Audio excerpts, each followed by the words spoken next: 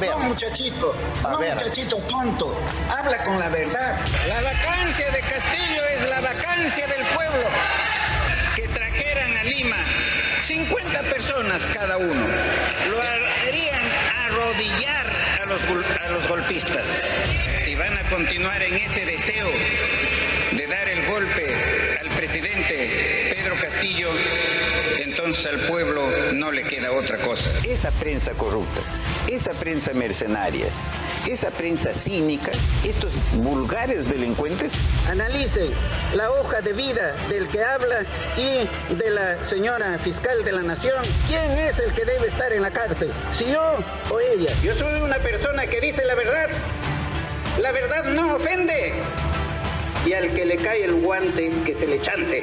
Ingresa la doctora Betsy en compañía del doctor Aníbal Torres.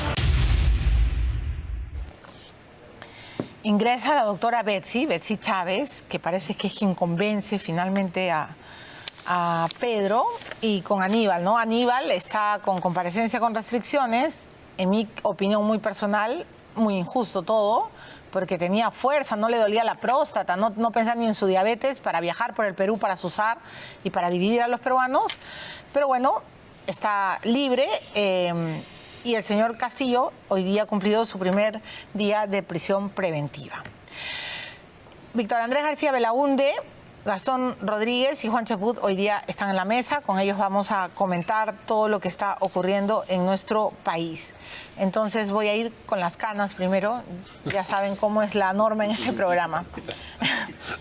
Tengo que bromear, tengo que decir algo porque, bueno, señor García Belaúnde, estos días son muy tristes para el Perú porque primero un presidente que llegaba diciendo que él iba a reivindicar al Perú profundo, ¿no es cierto?, al campesino olvidado, a los profesores rurales y un largo etcétera, terminó siendo un pilluelo, dando un golpe de Estado y hoy está preso. Y su vicepresidenta, que acaba de asumir el mando del país, ya está pensando en renunciar. Y la están empujando, 2 ministros ya se fueron, y usted ha visto cómo se está incendiando la pradera. Quiero saber su opinión, su reflexión. Mire, Milagros, yo salí del país con un presidente y he vuelto con otro presidente. Es un trauma realmente, ¿no? Y las noticias fuera son terriblemente malas, muy malas. Es decir, el Perú está destruido en este momento ante el panorama internacional. Es decir, hay personas que han dejado de venir, hay cancelaciones de viajes, hay la bolsa ha bajado, los bonos han bajado del Estado, las empresas públicas, las empresas peruanas que están fuera están sufriendo las consecuencias de una corrida de dinero, etcétera. En fin, estamos hablando de un panorama muy malo. Y por otro lado, con una vicepresidenta que es la sucesión normal, constitucional, que hay que aceptar. Yo dije que bien, el Perú ha superado su crisis, su golpe de Estado en 3 o 4 horas. Hay muchas personas que se contentaron con eso, hay muchas embajadas y países extranjeros que aplaudieron, entre ellos la Embajada de Estados Unidos y otros países amigos, que aplaudieron la salida de la crisis. Se supone que se salía de una crisis de esa manera, porque es evidente que el señor Castillo quiso dar un golpe de Estado, cerrando el Congreso, interviniendo el Ministerio Público, el Poder Judicial, el Tribunal de Garantías Constitucionales, la Junta Nacional de Justicia, y queriendo arrestar a la fiscal de la Nación. Ya había dado la orden de arrestar. Es decir, me pareció terrible el aspecto. Ahora, hay que recordar que esto no es la primera vez que sucede en el Perú. El año 14, hace más de 100 años, sucedió eso, con Billinghurst, que quiso cerrar el Parlamento y el Parlamento lo terminó vacando. Claro, con la ayuda del mariscal, en ese momento coronel Benavides. Pero en todo caso, ya ha pasado esto en el país, no es una cosa nueva. Yo quiero pensar que vamos a salir de esto lo más pronto posible. Ahora, evidentemente la señora Boluarte se equivocó al nombrar un primer ministro muy débil, neófito en temas políticos, un distinguido abogado y punto. Bueno, que había querido ser presidente con el partido contigo, ¿no? Y pero sacó 20.000 votos, o sea, claro, eso no lo saca nadie, ni siquiera el último candidato a la alcaldía de San Isidro sacó tan pocos votos como él. Pero un desastre. Otárola es un hombre de mayor peso, claro, está allí al frente. Y hoy está fungiendo de primer ministro. Así, él es el primer ministro realmente. y algunos ministros muy técnicos que los han traído como técnicos y que en una situación política delicadísima y en crisis, tú no llamas a un técnico, llamas a un político. Correcto. Correcto. Estoy absolutamente de acuerdo, señor García Belaúnde, que faltan políticos en este gabinete. Señor Cheput, usted es un político y ha estado acostumbrado también a varias crisis. La pradera la están incendiando y además con un solo objetivo, ¿no? La izquierda lo grita, Asamblea Constituyente, allá vamos. Y si no nos hacen caso, no importa. Y si implantan toque de queda, no importa. Pero el pueblo, como dice Valdemar Cerrón, está reclamando lo que queremos, una asamblea. Así es, y yo creo que el Congreso no está viendo la realidad, ¿no? En el Congreso estamos viendo partidos de derecha que han entrado en un electoralismo, por llamarlo así. A sus líderes no les conviene que haya elecciones anticipadas, entonces están utilizando 1001 pretextos para tratar de alejarlas del horizonte. Por otro lado tenemos una izquierda extrema, que lo que está pidiendo es Asamblea Constituyente, que es su verdadero fin. Y luego, detrás de cámara, hay un conjunto de personas. Está Martín Vizcarra, está Sagasti también, Pedro esperando Castillo, su turno. Sagasti, la izquierda recalcitrante, que quieren que Dina Boluarte se vaya ahora. Y eso, la verdad, desde mi punto de vista, no se puede permitir. ¿Usted cree que Dina Boluarte en términos no debe políticos, renunciar? o sea, en términos políticos, una cosa es lo que ella está sintiendo ahorita, que no tengo duda de que está con miedo, de que se siente debilitada, de que podría estar evaluando renunciar, y desde otro punto de vista está lo que necesita el Perú. Yo creo que hay que apuntalar a Dina Boluarte. ¿Y de qué manera tiene que apuntalarse? En primer lugar, sugerirle que ese gabinete no da para más. El señor Pedro Angulo no puede continuar como presidente del Consejo de Ministros. ¿Por qué? Porque es una persona que no entiende lo que está pasando. Hoy día se ha reunido con los presidentes, decanos de notarios, de arquitectos y de marinos mercantes para que le den políticas públicas para el desarrollo del país. Cuando ese señor debería estar liderando los procesos de negociación y de conversación en cada una de las regiones, monitoreando a sus ministros, por lo menos haber dado un mensaje coherente a la nación. El señor no tiene ni idea de lo que es la política. Y yo coincido, Beto Tarola está fungiendo ahorita de primer ministro en la práctica, pero está solo también. Sigrid Bazán ha dicho que si, la congresista de izquierda, acaba de decir que si Dina Boluarte renuncia, tiene que haber una nueva elección de presidente, o sea, no acepta a Williams, y que Susel Paredes debe ser la nueva presidenta del país. Esa es una broma de mal gusto, ¿no? Eso es hasta grotesco, diría yo, por la forma como se ha comportado la señora Susel Paredes en los últimos meses, y no creo que ella sería una persona adecuada para asumir la presidencia del país, porque ese sería el derrotero final. Pero a lo que voy es que ya están pensando en que Dina tiene que renunciar. Pero yo creo que, por eso digo, hay que apuntalarla. Y para que se pueda apuntalar, yo considero dos posiciones básicas. En primer lugar, que actúe como actuó en su momento Castillo con Valer. Se dio cuenta que el señor Valer no pasaba para ser primer ministro y duró 8 días, y pusieron a Aníbal Torres, ¿no? Y yo creo que tampoco le debe temblar la mano en ese sentido a la presidenta Boluarte, pensar en un buen premier, que creo que le correspondería a Beto Tarola, y reforzar el gabinete con otras personas aprovechando estas dos salidas. Y luego una agenda mínima. Mira, Valentín Paniagua tuvo éxito en el año 2000 porque se planteó solo 3 cosas. Y punto, en su gobierno de transición: elecciones limpias y transparentes, reorganización de los organismos electorales y reactivar la economía, porque estaba deteriorada por lo que había significado los últimos meses de Vladimiro Montesinos. Y punto, porque entendió que era una cuestión rápida. La señora Dina Boluarte quiere hacer un gabinete, quiere hacer reformas y todo ese tipo de cosas. Ella debe dedicarse a una transición lo más concreta posible. Muy bien. Quitar estrés al momento actual con eso de las reformas. Y no tener miedo de gabinete. imponer el orden, ¿no? Por supuesto. O sea, para eso existe la ley. Y quien no cumple la ley, pues, lo siento, tiene que Así ser es. apresado, sancionado y sentenciado, ¿no? Ni crean que la presidencia de la República la va a asumir William Zapata y la del Congreso Marta Moyano después de la renuncia de Dina Boluarte. O sea, ya la da por hecho. Eso de ninguna manera. Se tiene que elegir una nueva mesa directiva democrática en el Congreso. ¿Quién creen que dice todo esto? Pipo Cabellido. Ellos ya, ese es el objetivo de ellos. Que renuncie Dina. Dina, vamos por ti. Dina traidora, ¿no? ¿Para qué te metiste, pues, Dina? Ahora te jalamos la alfombra. Eso es lo que quieren.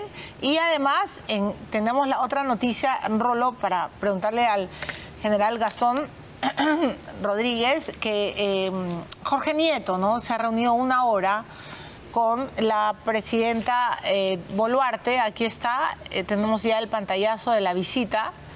hoy día se han reunido, se voceaba a Nieto como primer ministro, incluso antes de la tercera vacancia. Parece que Jorge Nieto había puesto, no sé si condiciones, si esto sea verdad, pero se rumoreaba de que él iba a aceptar el premiarato siempre y cuando se adelantaran elecciones. Dina Boluarte no lo aceptó, es más, en su primer mensaje a la Nación dijo que iba hasta el 2026, pero ahora, después de toda esta situación tan convulsa, Jorge Nieto otra vez está conversando con Dina. Vamos a ver qué pasa en toda esta situación. General Gastón Rodríguez, la policía está siendo atacada de manera bastante canallesca, ¿no? Porque, claro, la Defensoría del Pueblo lanza comunicados y prácticamente advierte que quienes sean violadores van a ser juzgados como autores mediatos, y los ministros y un largo etcétera. Pero no habla y no dice nada la Defensora del Pueblo de cómo están siendo vulnerados y atacados los policías. Lo que ha pasado en Pichanaki es de verdad de terror, ¿no? Emboscados por turbas que los atacan, no solo con disparos, sino con piedrones, ¿no? Entonces yo sí quiero escuchar su análisis. Usted ha sido una máxima autoridad en la policía, ha sido ministro. ¿Qué piensa de lo que está ocurriendo? Fíjate, antes de eso quería acotar a lo que expresaste hace un momento con relación a la congresista Bazán, que quería proponer a Susel Paredes, ¿no? Y lo que asemeja mucho a una situación que ya se ha producido antes, exactamente en noviembre del 2020. Merino Reloaded, ¿no? Cuando no querían que sea Merino y escogieron su propia mesa directiva. Una congresista que además está acostumbrada a callar cuando los muertos no le interesan, como en el paro agrícola, en donde no dijo absolutamente nada y que ahora nuevamente vuelve a criticar y a ser abanderada de los derechos humanos con la misma estrategia de la anterior vez, ¿no? Entonces, ese tipo de cosas pues demuestran el doble rasero de esta gente que lo único que hace es tratar de imponernos una ideología trasnochada, ¿no? Funesta, y que definitivamente no es lo que quiere el país en su gran mayoría. Con respecto a lo que es la Policía Nacional, justamente es la institución que trabaja al filo de la navaja. Cuando hace, ¿por qué hace? Y cuando no hace, ¿por qué no hace? Recibe críticas de tirios y troyanos. Esa es la actividad que desarrolla la Policía Nacional, pero para eso está preparada. Como yo digo, es una institución que no se arredra ante la adversidad. Sin embargo, requiere del apoyo masivo en esta oportunidad de toda su población, de aquella población que verdaderamente quiere la democracia y que tiene que empoderarla. ¿Y cómo se empodera a la policía? Respaldándola, ¿no? En este momento yo ¿Siente que hoy la presidenta Boluarte respalda a la policía? Fíjese, yo di una opinión al respecto en el sentido de que su primer mensaje fue absolutamente timorato.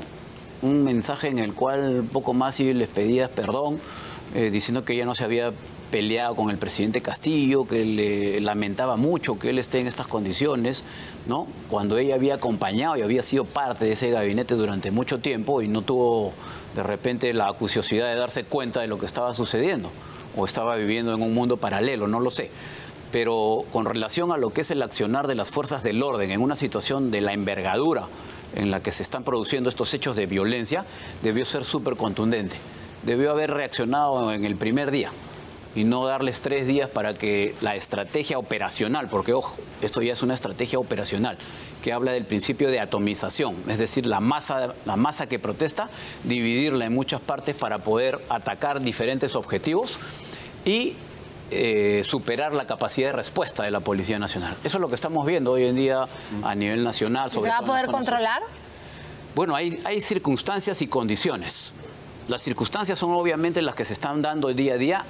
La población tiene que saber que ya hoy día comenzaron a utilizar armas de fuego en contra de la policía. Sí, claro. Tenemos heridos por arma de fuego, suboficiales, oficiales, que solamente por cumplir con su función están recibiendo estos impactos, ¿no? Y lo segundo es que la Constitución política prevé los regímenes de excepción, ¿no?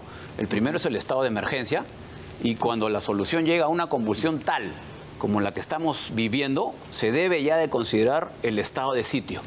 que significaría ya el control total de las Fuerzas Armadas del país, obviamente con el concurso de la policía, la implantación de toque de queda y medidas que verdaderamente frenen una situación que hasta el momento, pese a los esfuerzos de los políticos de turno por querer dialogar, cada vez se está empeorando.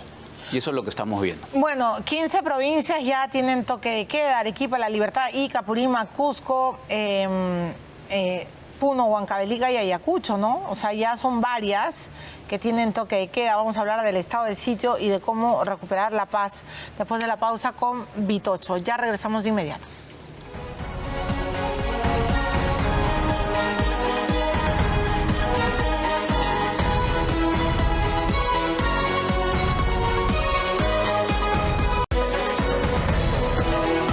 Y somos un gobierno del pueblo porque hemos decidido salir a todas las partes del país y no solamente dar un discurso para los medios de comunicación. Señores sicarios de la información, no vayan a mi domicilio, voy a ir primero a PCM, entonces me pueden encontrar allí.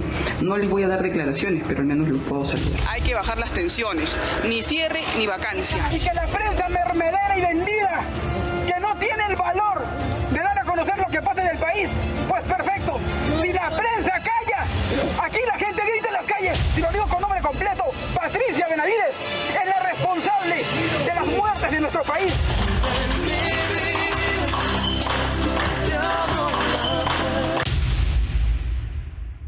Qué personaje tan nefasto que es Betsy Chávez, ¿no? Con tantas caras, tan camaleónica. Cuando le conviene es la dulce Betsy, la enamorada Betsy, ¿no? Y cuando no sale como ella quiere, bueno, Betsy, se te sale la rabia y todo, y todas las emociones negativas que guardas, ¿no? Es una gran defensora de Pedro Castillo. Ella sigue pensando... El principal es Orellana, ¿no? Entonces está acostumbrada a defender a organizaciones criminales, ¿no? Y de Orellana. Está acostumbrada a eso. Bueno, has puesto la perita en dulce, pero ella, Aníbal Torres, el propio Pedro Castillo... Aníbal Torres, que ahora está con problemas prostáticos. Sí. ¿Y por qué no lo estuvo antes? No sé. Y con diabetes. ¿Y por qué no se le subió o se le bajó el azúcar en su momento? O sea, realmente... qué vergüenza, es decir, cómo ha acabado su vida Aníbal Torres siendo un abogado, profesor, yo lo he escuchado a veces en clase, acabar su vida de esa manera tan... Bueno, pero muy bien defendido por el expresidente del Poder Judicial, Duberly Rodríguez, ¿no? Entonces, juez no come juez, no será, no sé qué será, pero... Alguien que lo defienda con cierto rigor, ¿no? Con cierto nivel, ¿no? Duberly se pasó, Duberly se aprestó a eso, ¿no? Pero bueno, la pregunta Todos van a perder, ¿Usted cree que en la apelación van a perder? Lo van a perder. ¿Pero qué va a pasar con nuestro país? ¿Dónde está la salida? A ver, yo ante todo quiero decir una cosa. A mí me extraña mucho lo de López Obrador, lo de México. Hay que recordar que se ha metido con el Perú, pero para mal, no para bien.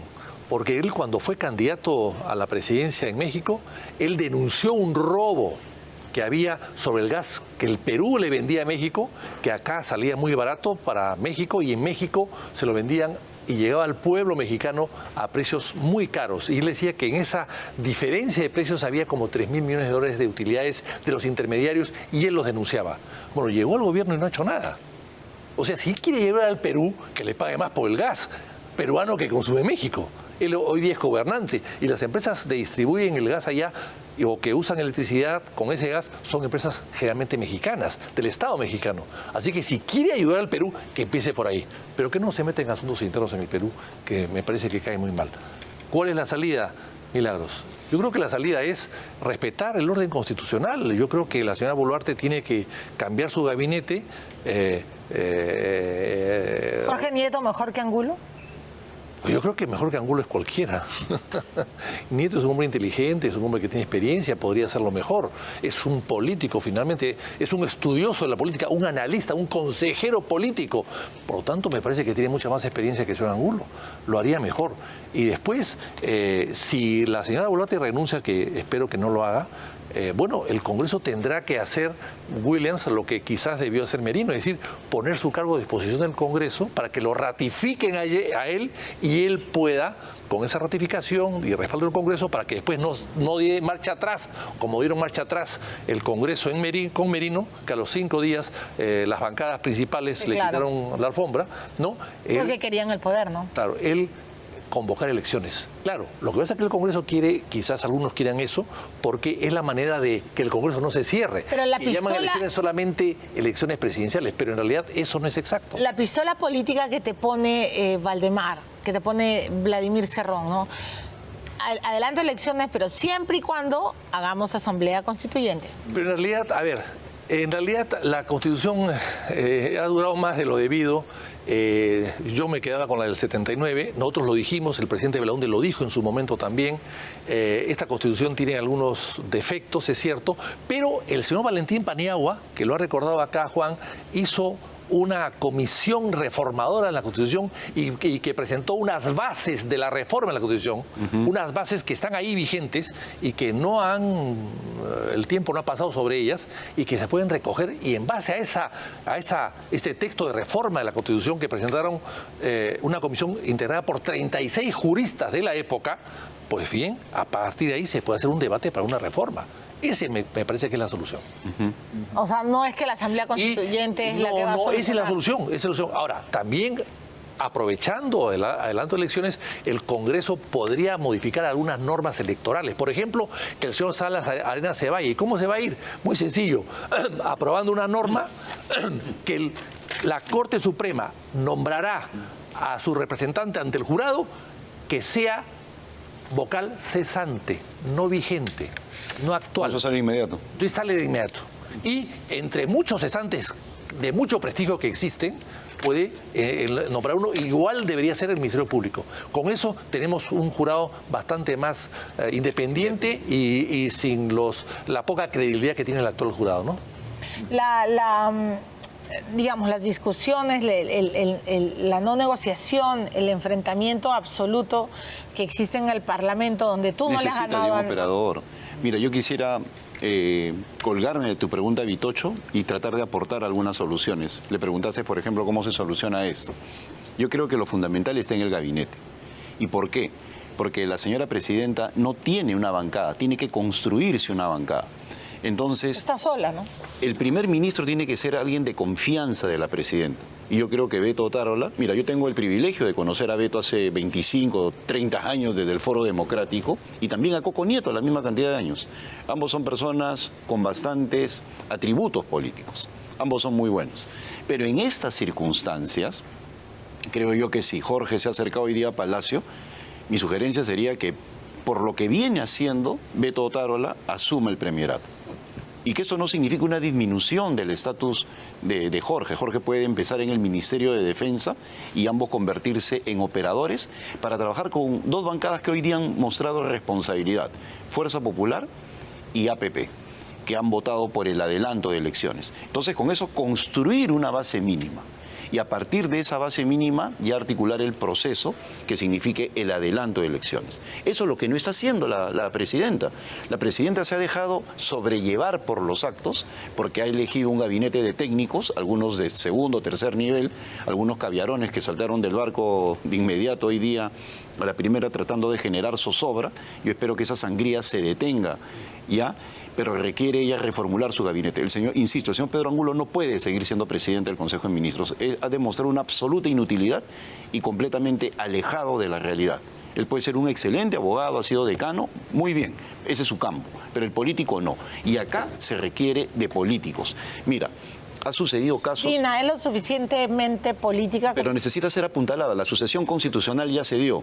Y a veces sucede de que hay personas que necesitan de la fuerza de terceros para apuntalarla. Ella, en esta primera instancia, puede estar desbordada por los hechos. Mira, yo he señalado públicamente que no creo en la señora Dina Boluarte. Pero en una circunstancia como la actual no me corresponde echar más gasolina al fuego, sino apuntalarla. Sí, claro. En el momento se dio, bueno, ya se dio. Bueno, porque entonces, además es un momento histórico también. Es histórico, para entonces ella hacerle el juego a los caviares para que vuelvan a hacer lo que le hicieron a Merino.